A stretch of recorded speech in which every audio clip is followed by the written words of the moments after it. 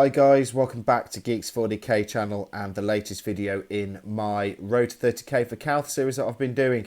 Back in the first video I said that this would be a side project for me.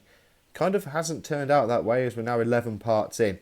As you can see, my Xiphon Flyer is done. It's been completed and painted up. I've even been brave and put some transfers on this one.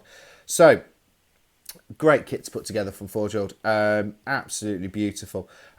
Piece of advice, if you are thinking about getting one of these, the las cannons there, they don't slide in, they clip in. So when you put the engine module on, you can't put the las cannons in. So make sure you put them in the right way around. I test fitted all this before I glued it together, and that was the best way of doing it. So las cannons first, then the wing assembly. Make sure you do that. Yeah, great kit to put together. Love it in the blue, in the Ultramarines colours. Looks absolutely gorgeous.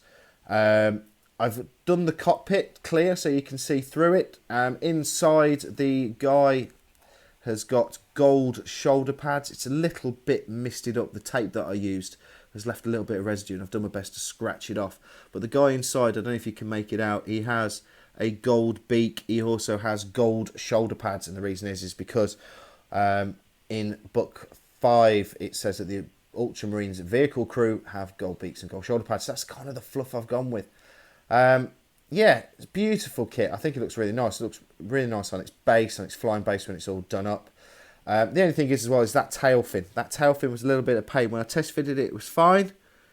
When I glued it together, there was a gap, and I didn't have any green stuff to go in and fill it up, so that's my own silly mistake. But you can't really notice it, and it looks beautiful on the battlefield, as you will see very, very soon. This thing is nasty. So, what's next for the Ultramarines? So, my next painting project for the Ultramarines is the Relic Contemptor Dreadnought. The details on this are absolutely beautiful. I do love this miniature. I think once he's been modelled up and painted, I think he'll look gorgeous in the blue of the Ultramarines. As we don't have our own dedicated one, this is really the best fit for the boys in blue. So plans for this one are, I'm not sure on what stance I'm going to do. I have cut out the foot that's slightly angled, so I'm going to have one leg up maybe. And I've also got the 2 Carriers assault cannons, 1 for each arm. Now, there is a named dreadnought in the rules for the Ultramarines in 30k called the Honoured Telemectaris. Now, this guy is a hero. He fell from the skies of Calth and then went on the rampage during the Calth War. So, he has a Carriers assault cannon and he has a power fist. So, I'm thinking about getting the power fist. I'm going to hopefully speak to Robin nicely. He's going to help me magnetise the arm on so that I can switch between 2 Carriers assault cannons and a power fist. So that gives me the option of running 2 different kinds of dreadnoughts. One on a Telemectaris, which is a HQ choice, or the 2 Carriers assault cannons. So I'm really looking forward to painting this guy up. This guy's been cleaned up, he's been washed. I'm going to do the body first and then worry about the arms after, so I can ask Robin nicely. I haven't asked him yet. Rob, please help with the magnets. Tar. But that's not the only thing that I've got to do for my Ultramarine. So if I just move this guy out of the way.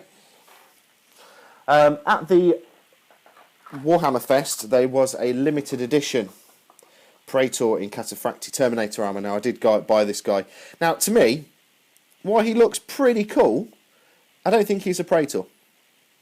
I think he's more of a Siegebreaker. So I think that's probably what I'll go with. So I haven't even taken this guy out of the box, but you can see his hammer there, and you can see some of the detail on his head. I think this guy will actually be the only second Ultramarines guy that won't have a helmet on. The rest of my army all does. So I'm looking forward to getting into him and painting him up. I also have, I might have been purchasing a few things, a Forge World box, and in here there is the Damocles Command Rhino. So in here you get the normal Rhino sprues as you normally get, but you get the Forge World add-on pieces to make this a Command Rhino. So why am I thinking of doing this? Well, it's a HQ choice for the Ultramarines, and when you take one, there we go. There's the bag of Forge World goodies. So you get the different sides, the engine mounts. You also get the different roof and all the scanners and everything else. So The reason that I'm thinking of doing, well, the reason I am taking one of these as a HQ choice for my Ultramarines is it minuses 1 to reserve rolls for your opponents, and it pluses 1 to your reserve rolls. Also, nobody, when deep striking, scatters within 12 inches of this thing. So it's got a 12-inch bubble all around it where nobody scatters. My scimitar jet bikes can deep strike. My future purchases will be able to deep strike. So I'm thinking about getting the assault squad that's in the book for the Ultramarines, and these guys come with 2 pistols and close combat weapons, and on the turn they arrive and they deep strike in, they can fire both pistols. So it'd be a nice option to have them so they don't scatter into a building or onto enemy troops or off the board. You know, Robin's very good at doing that, and I try not to do it as best as I can. So I think this command tank is going to really help me out. So that is also planned to be done up for the Ultramarines. And then I've got sitting, waiting to join my Ultramarines, the noisy box.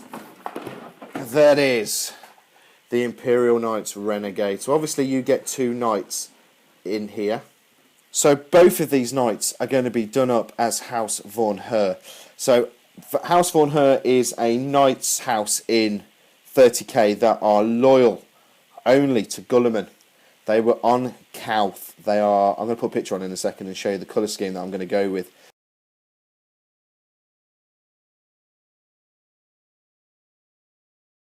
Gorgeous yellow and red scheme. I'm just hoping I can paint up and do them justice. So this house were loyal to the Ultramarines during the Horus Heresy. They would go fight off for other legions, but would always come back to Guilliman. So I'm looking forward to doing these, because the other thing is in the fluff, nobody really knows what happens to House Von Herr. They get smashed at Calth. They almost get decimated, but not all the knights were there. And also 1 or 2 of them survived. So that means for my Space Wolves in 40k, I can run one as a free blade, and that means I can field them for my Space Wolves. So that's kind of the thinking behind it with the fluff. So these guys are a little way off yet, because I've got quite a lot to paint up. And obviously now it is over to the Contemptor Dreadnought. So as always, guys, thank you for watching. Please leave me a comment what you think of my Siphon Flyer, the ideas of my Contemptor Dreadnought, making him on the Telemectaris, and what I've got left to paint. I'm also thinking Assault Squad needs to be purchased. I'm also thinking Leviathan Dreadnought in a drop pod. Ooh, scary. So let me know what you think about where I'm looking at taking my army. Anything I should add, any advice on what you think I should put in next. Please leave us a like. It'd be great to hear your feedback in the comments as well. And as always, guys, we will see you on the next one.